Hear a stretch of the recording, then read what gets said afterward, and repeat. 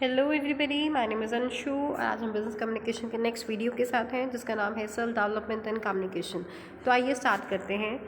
सबसे पहले what is self development. Self यानी खुद, डेवलपमेंट यानी खुद का डेवलपमेंट करना। तो ऑफकोर्स सेल्फ डेवलपमेंट से आप क्या समझते हैं? जब हम खुद के विकास की बात करते हैं, चाहे इसके अंदर हमारी फिजिकल ट्रेड्स की बात करें, हमारे इंटेलेक्चुअल ट्रेड्स की बात करें, मैटेरियलिस्टिक ट्रेड्स की बात करें, यानी खुद का जब डेवलपमेंट की बात करें तो उसको बोलते हैं self development. And it is a never ending process. ऐसा नहीं कि जब हम बड़े हो जाते हैं तो सीखना छोड़ देते हैं या अपने आप को डेवलप करना छोड़ देते हैं।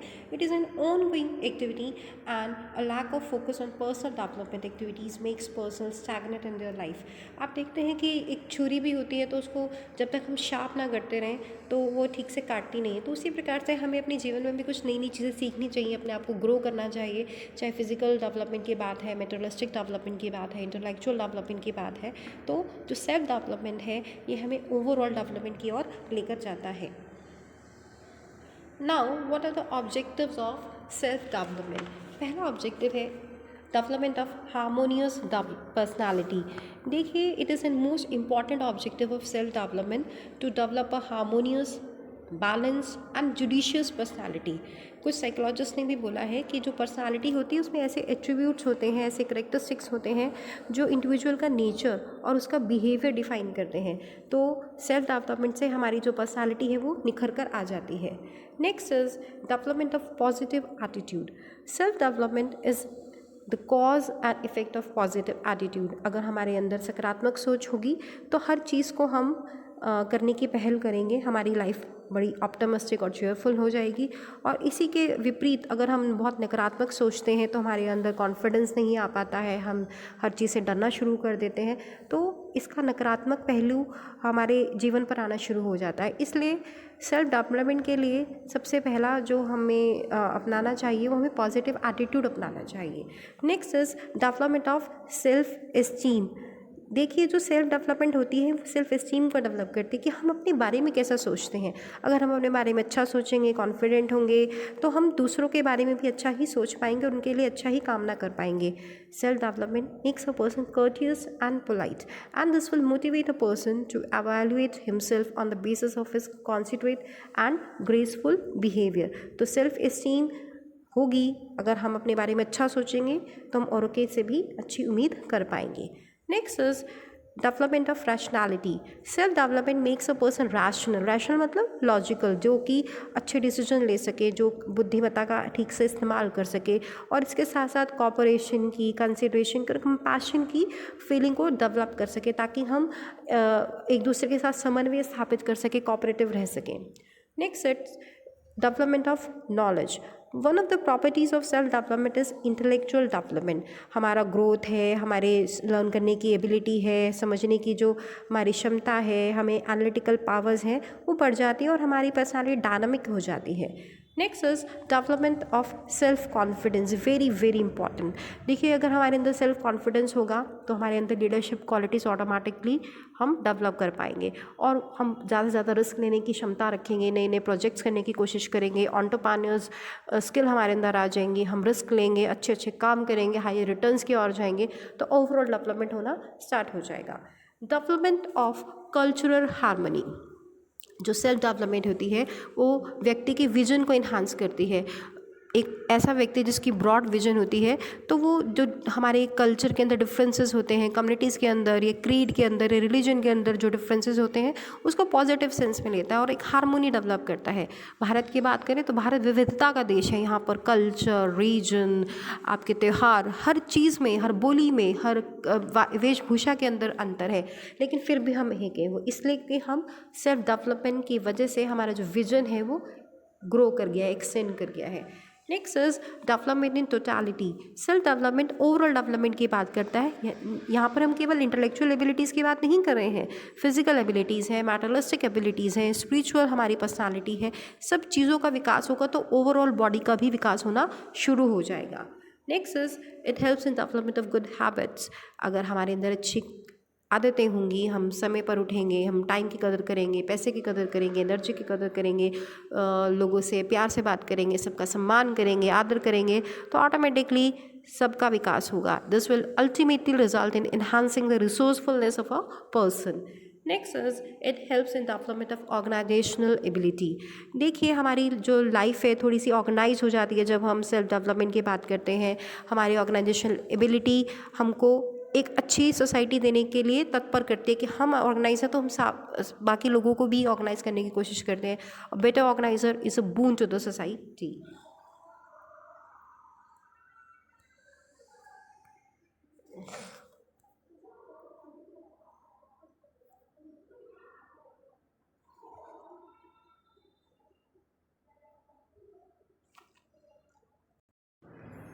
Interdependence between self development and communication. देखिए जो सेल्फ डेवलपमेंट है वो कम्युनिकेशन है वो इंटरडिपेंडेंट है। Self development stimulates communication to become more effective and dynamic. On the other hand जो इफेक्टिव कम्युनिकेशन होती है वो भी एक सस्टेनेबल सेल्फ डेवलपमेंट करने में एक इंपॉर्टेंट रोल अदा करती है। तो आइए समझते हैं किस प्रकार से सेल्फ डेवलपमेंट हमारी कम्युनिकेशन को इम्प्रूव करती है। पहला पॉइंट है self development improve communication skills. देखिए जो हम राइटिंग स्किल्स होती हैं, स्पीकिंग स्किल्स होती हैं, लिसनिंग है, जेस्चर्स हैं, वो बंदे को सेल्फ डेवलपमेंट बनाती हैं, यानी उसको एक बेटर एजुकेटेड और मोर क्वालिफाइड और फिजिकली फिट व्यक्ति बनाती हैं। और अगर एक एजुकेटेड पर्सन होगा उसकी लिखने की क्षमता अच्छी होगी, उसकी बोलने की क्षमता अच्छी होगी, बहुत क्रिएटिव होगा, प्रोडक्टिव होगा, और इसी के साथ साथ उसका जो एटीट्यूड होगा वो भी पॉजिटिव होगा, और जो कि एक ऑर्गेनाइजेशन के लिए बहुत ज़्यादा फ्रूटफुल है। सेकंड है self development improves analytical powers. Analytical power समझें तो चीज़ों को इंटरप्रेट करना, डिसीजन मेकिंग करना, डिफ़िकल्ट सिचुएशंस में कैसे निर्णय लेना, अपनी ऑडियंस को कैसे एनालाइज करना, उनके साथ कैसे डील करना, मतलब he is in the better position to communicate more effectively. Next is self development widens the vision. Vision का मतलब होता है दूरदर्शी, यानी आप कैसे सोचते हो।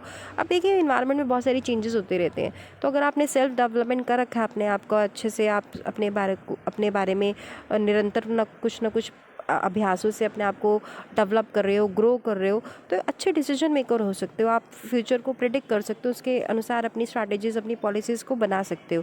जैसे एक बिजनेसमैन होता है, वो होने वाले चेंजेस को पहले से प्रिडिक्ट करके उनके अनुसार अपने बिजनेस प्लान्स बनाना शुरू कर देता है। Is in a better position to analyse and appreciate the culture diversity of his audience. अब ऑडियंस है अलग अलग कल्चर को, अलग अलग रिलीजन को, अलग अलग जेंडर को, अलग अलग वेशभूषा पहनती है, तो उन सबको कैसे जोड़ कर रखें, उनके लिए अनुसार क्या उपयुक्त रहेगा, वो हम सेल्फ डेवलपमेंट के माध्यम से सीख पाते हैं।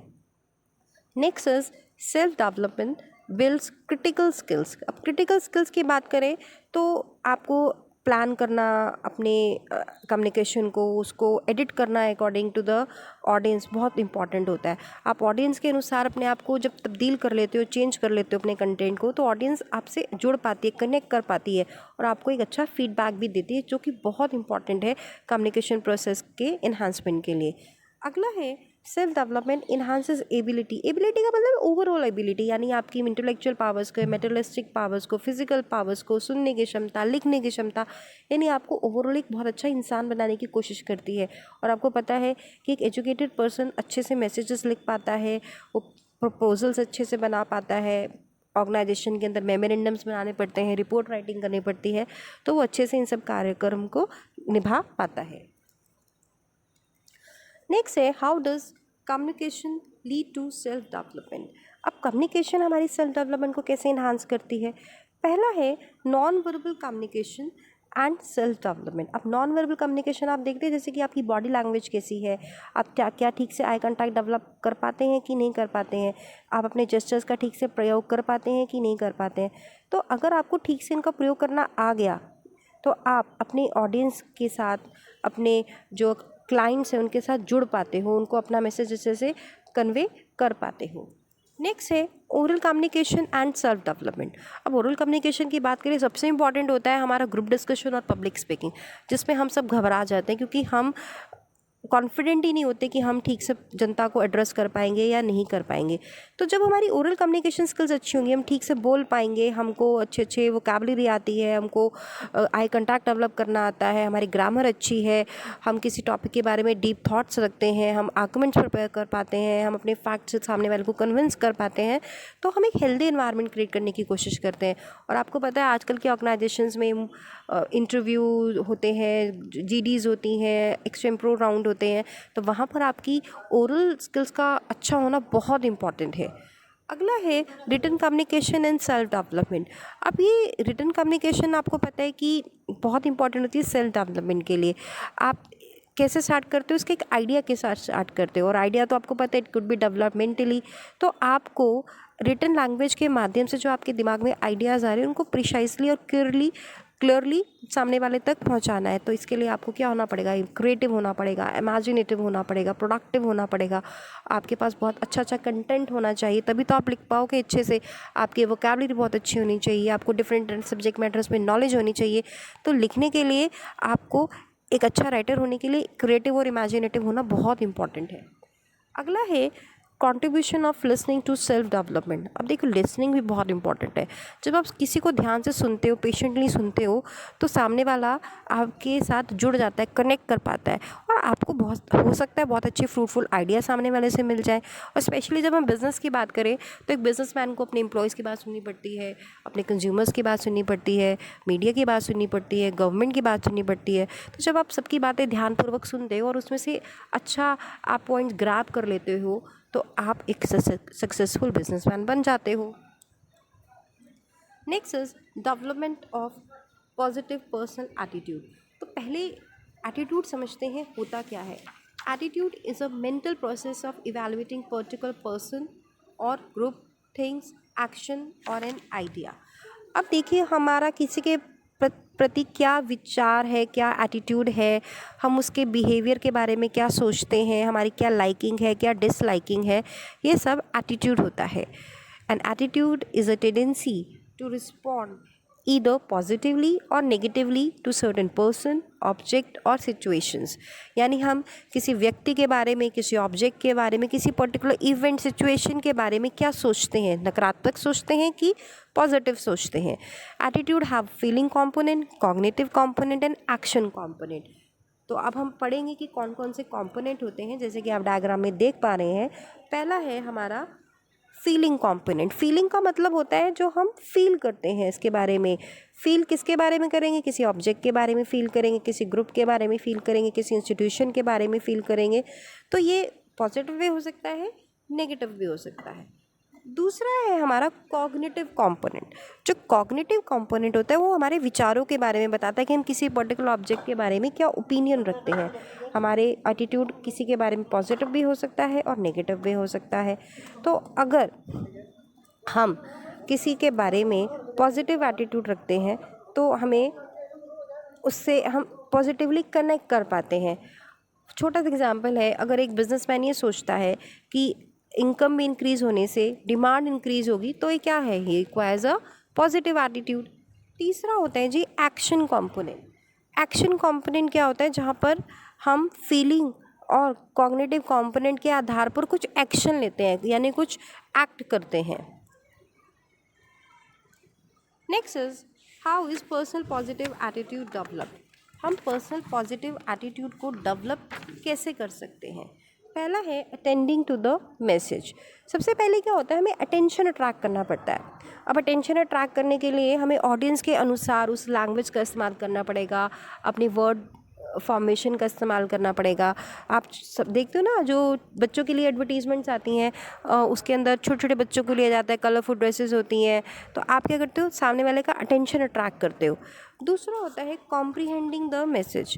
केवल अटेंशन अट्रैक्ट करने से कुछ नहीं होता, आप सामने वाले को मैसेज समझा भी पाओ, ये बहुत इंपॉर्टेंट होता है। इसका मतलब ये नहीं कि आपने सुन लिया या आपने रीड कर लिया तो हमने समझ में आ गया। छोटा सा एग्जांपल लेती हूँ, जो टेलीविज़न एडवर्टीज़र होते हैं, यानी जो टेलीविज़न पे एडवर्टीजमेंट करते हैं, they have both vision and sound to work which are able to make the advertisement more attention grabbing than messages delivered on radio और इन प्रिंट। आप समझते हैं इस एग्जाम्पल को। आपने टीवी पर एडवर्टीजमेंट देखा होगा आजकल कैडबरी का, कि जिसके अंदर एक ड्राइवर होता है, वो अपने मालिक को चॉकलेट देता है। अब देखिए मैसेज क्या कॉम्प्रीहेंड करने की क्या कोशिश कर रहा है, कि अगर आपने थैंक्स करना है किसी को, तो थैंक्स करने का क्या तरीका हो सकता है, आप उसको चॉकलेट गिफ्ट कर दो। तो आपका जो एडवर्टीजमेंट का मैसेज है, यहाँ पर आपने कौन सा अपील यूज़ किया, आपने एक सोशल मैसेज अपील किया कि आप किसी को भी थैंक्स करना चाहते हो, किसी को भी अपना ग्रैटिट्यूड शो करना चाहते हो, तो उसको चॉकलेट गिफ्ट कर दो। तो यहाँ पे एडवर्टाइज़र ने अपील यूज़ की जिसके अंदर सोशल मैसेज भी एक आ जाता है कि we should thank everybody for the humanity. अगला है रिएक्टिंग टू द मैसेज। अब आपने अटेंशन भी ग्रैब कर लिया, आपको मैसेज समझ भी आ गया, अब आपका रिएक्शन चाहिए। अब रिएक्शन देखो पॉजिटिव भी हो सकता है, नेगेटिव भी हो सकता है। यानी अगर हम बिजनेस की बात करें कि एडवर्टीजमेंट देखकर आपने टेंशन भी अट्रैक्ट कर लिया, समझ भी आ गया, पर क्या एक्चुअल में आप प्रोडक्ट खरीद रहे हो या नहीं खरीद रहे हो? मतलब आप जो उससे फेवरेबल या अनफेवरेबल आपका जो रिएक्शन होता है उसके बारे में बोल रहे हैं, और उसको बिजनेस कम्युनिकेशन की भाषा में बोलते हैं elaboration. The process of generating such favourable and unfavourable evaluative reactions to the content of a message is called elaboration. समझ आ गया होगा। नेक्स्ट है accepting the message. If a systematically process message prompt favourable elaborations it will be persuasive. यानी कि आपका message है उससे आपका फेवरेबल रिस्पॉन्स आना शुरू हो गया है। अब यहाँ पे हमने एग्जांपल लिया था ना चॉकलेट की एडवर्टीजमेंट का, तो यानी आपने चॉकलेट की एडवर्टीजमेंट देखी, आपको समझ आई और आपका रिएक्शन पॉजिटिव है, मतलब you have started buying that chocolate, it means you have accepted the message. जगह बनानी पड़ती है।